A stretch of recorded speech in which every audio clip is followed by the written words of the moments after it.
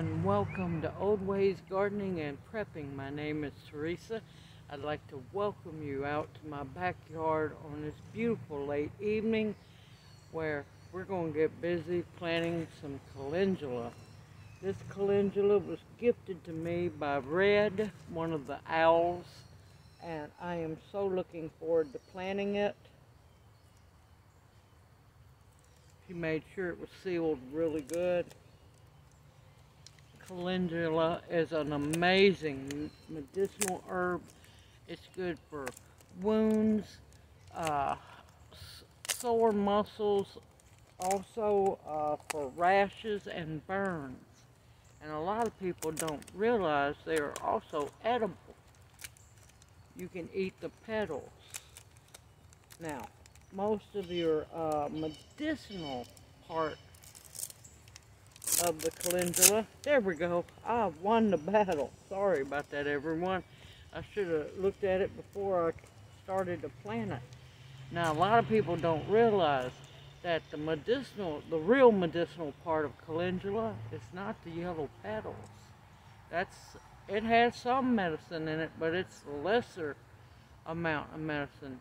The base of the flower is where you get all your medicine from. So let's adjust the camera down so we can see. Now what I'm going to do is I'm going to start in this big pot. I've already put a lot of composted horse manure in here, some bone meal, and some Epsom salt, and soaked it in really good because this poor soil was dry as a bone. And look at these beautiful seeds, and these she grew herself. Calendula seeds are definitely interesting looking. And what I'm going to do is I'm just going to sprinkle them in because I'm going to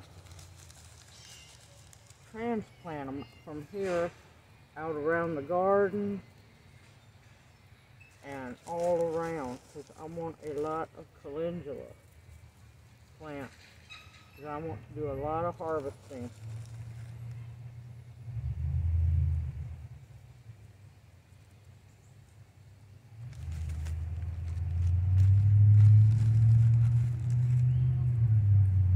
Now they will germinate anywhere from 5 to 14 days. It takes them a little while sometimes. And that should be plenty. Oops, I see a few little naked spaces.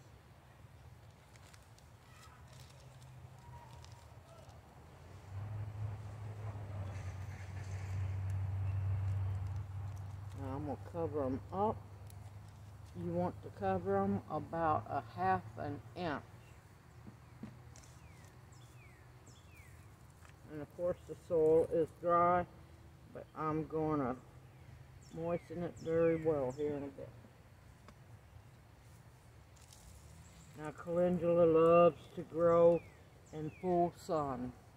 Now in your hotter areas, you'll want them to grow in full sun during the day, but late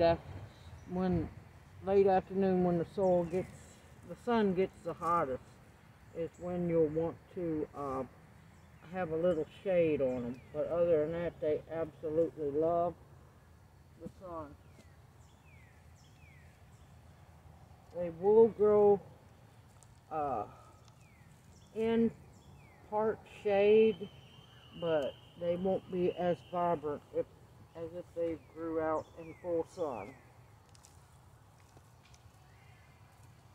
I am so looking forward to these babies coming up. It's been a busy day around here today. I tried to start working in the garden, and it is still way too wet to till. So all I could do was weed eat and get some things started. Well, get some things cleaned up. I haven't got the garden started just yet. And of course, tamp them in. Make sure you get good contact with the soil and the seeds. And I like to use the mister.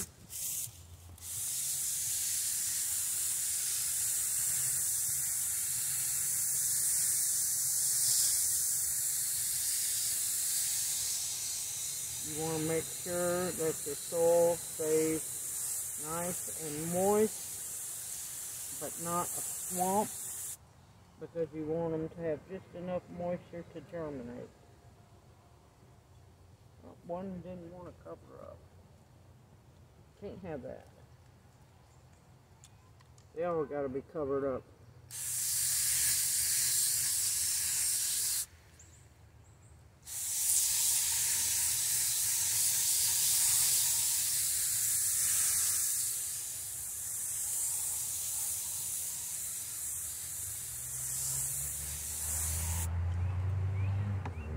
Now, since this pot, that pot is mint, that's my chicory, this is my poor horseradish.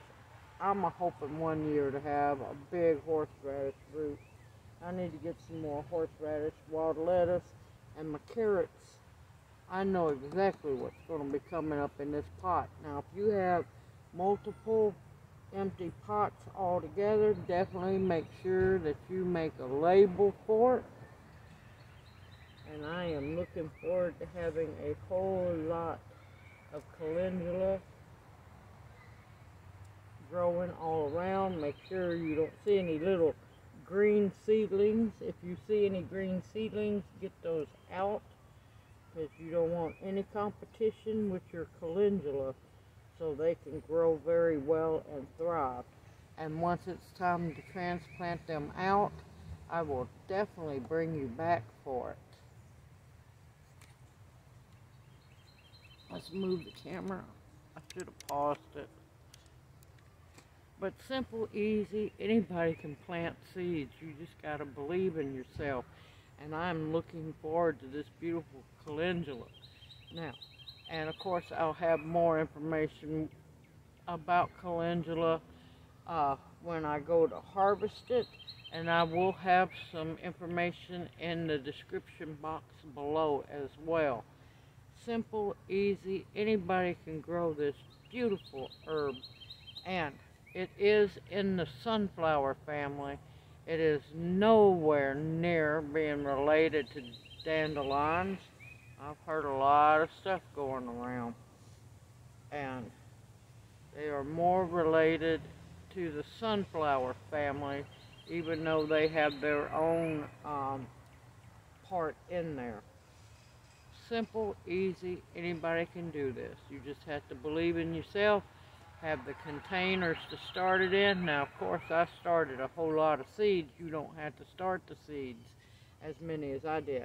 If you want to, you can use seed starting cells and individually start your seeds in. I like doing mass plantings, because that way I know for a fact somebody in there is going to get spry and germinate for me. If you have any questions, please feel free to ask them in the comment section below. I will be more than happy to answer them. It just takes me a little while sometimes. Everyone stay safe and sound. Keep on prepping and stocking up supplies. Don't be paranoid. Don't get scared, because you got to keep your mind straight and your immune system strong. Everyone, take care. I look forward to seeing you in my next video, and may you each be blessed. I'll see you soon.